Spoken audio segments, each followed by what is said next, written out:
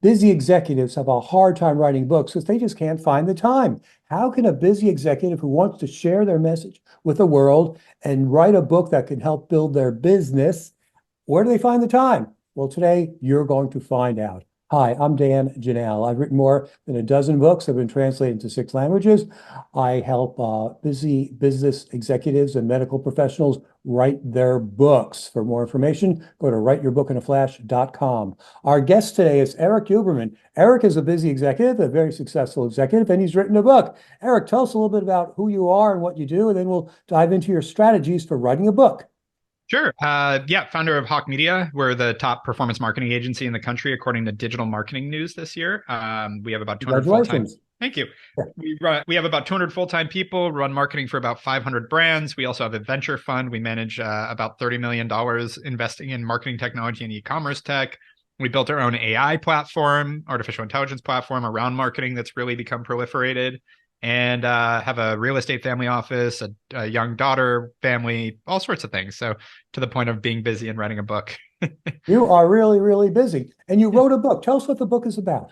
Yeah, so the book is the Hawke Method, and it's our marketing methodology. So it's about the 3 pillars of marketing that helped us grow at the time over 3,500 brands. Now, again, it's over 5,000 around, yeah, just our marketing methodology. Sort of the best way I'd put it is modern marketing 101.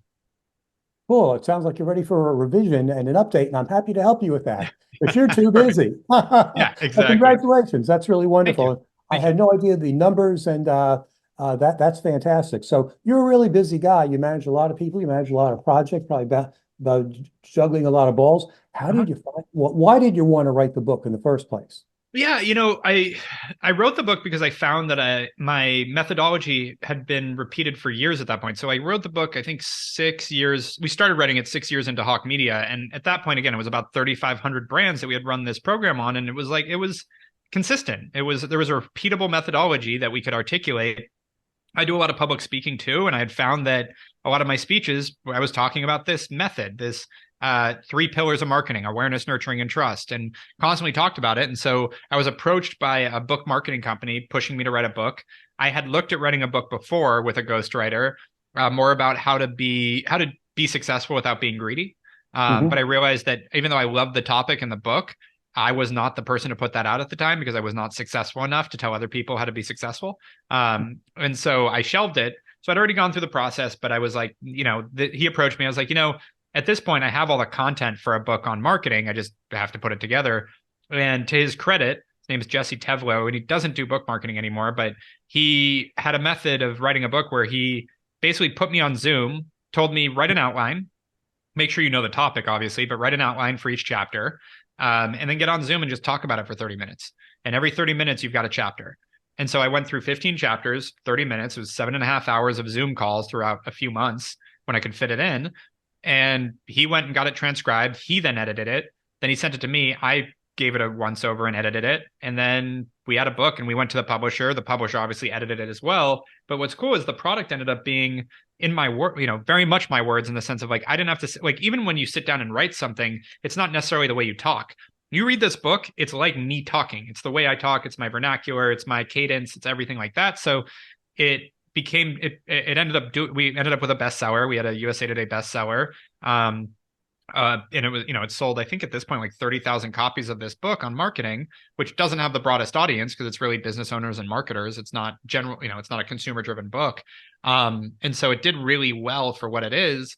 And all around, and I think part of it is it's an easy read. Like my wife, who's brilliant, master's in biology and private equity, read my book in like 2 hours and comes out and goes, "Oh, I get what you do now." It's like, what? We've been together like 8 years. Like now you understand? Actually, yeah, it was 8 years at that point. So it was like, yeah, it's funny, but here we are. So yeah, the product was awesome. I will say the hardest part for me was the promotional run because we ended up, hiring the PR team, building the marketing plan. We had to. We did the whole book tour. I was on TV and all over the place, and that while running a business was exhausting. But if your goal isn't necessarily to hit the bestseller list and sell a ton of books, but to have the calling card, I think it's a very doable thing. That marketing piece was the hard part. Just having a book was not, especially if you're speaking on content that in a subject that and you're an expert in. Very good. So, how has the book helped your business? Yeah, many ways. I mean, now every employee that we hire reads our book. Now we're on the same page from marketing, again, basic marketing standpoint. We all think the same in that sense, which is important when you're trying to create scalability. Our clients get the book so that they know like what we're doing and why we're doing it and understand our methods.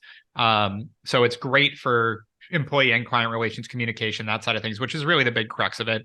Promotionally, like we've done book signings and gotten it out. I was on the Drew Barrymore show, on Adam Carolla. I've been on a bunch of morning shows. Like, so it got me a lot of press and, you know, credibility. And that too, like the credibility of it, where it's like, we wrote the book on marketing, the best-selling book on, like, you see lists on top marketing books all the time, and it's like us and Seth Godin pretty consistently.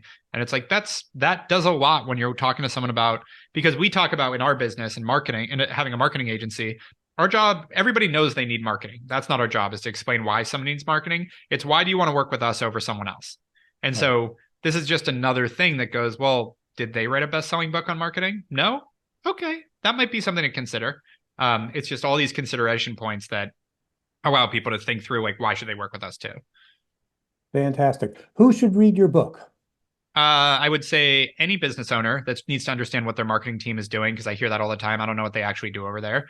Any marketer, because it helps you with articulating what you do. It really simplifies the way to articulate how marketing works. Because I get annoyed when people speak in jargon. It's like, I think I'm way more impressed when you can simplify it for everyone else versus like speaking, you know, again, your own jargon, your own vernacular that nobody understands. So that helps with that. It also helps frame, like someone that's good at marketing. I've had a bunch of great marketers read my book, and they tell me it's a great way to frame it. Like they already know a lot of this stuff intuitively, but now it's a great way to think about it. If you don't quite understand marketing, you're getting into it, that's another one. And then I would say anyone else just interested, because to understand, why do I get email marketing? Why do people advertise to me on Facebook? Like it really can hit the masses. Aside from that, those two first, like marketers and owners, are the most important.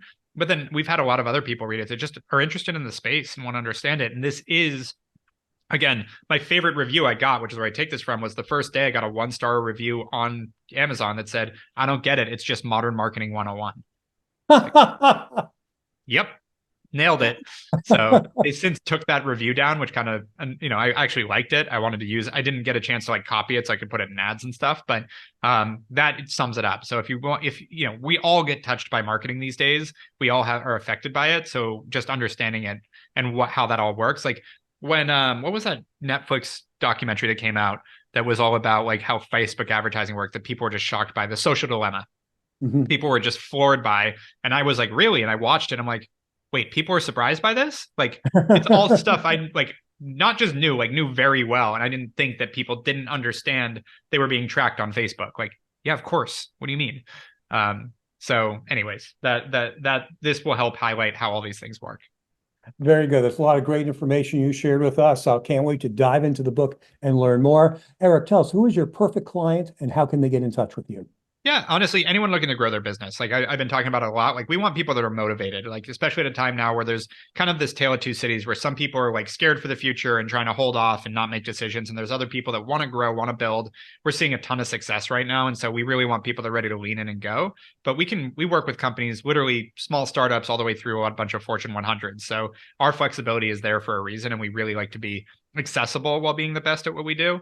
And getting a hold of us is easy. You can just go to hawkemedia.com. We'll do a free marketing audit for anyone that comes in, use our whole proprietary AI system to really see where the opportunities are and see if we can help. Fantastic. In fact, I probably have a recommendation for one of my clients who could use your services. So I'll be in touch. Thank you very much for being with us today, Erik, and thanks to everyone for listening. We have more than 200 other episodes of Write Your Book in a Flash with Dan Janal.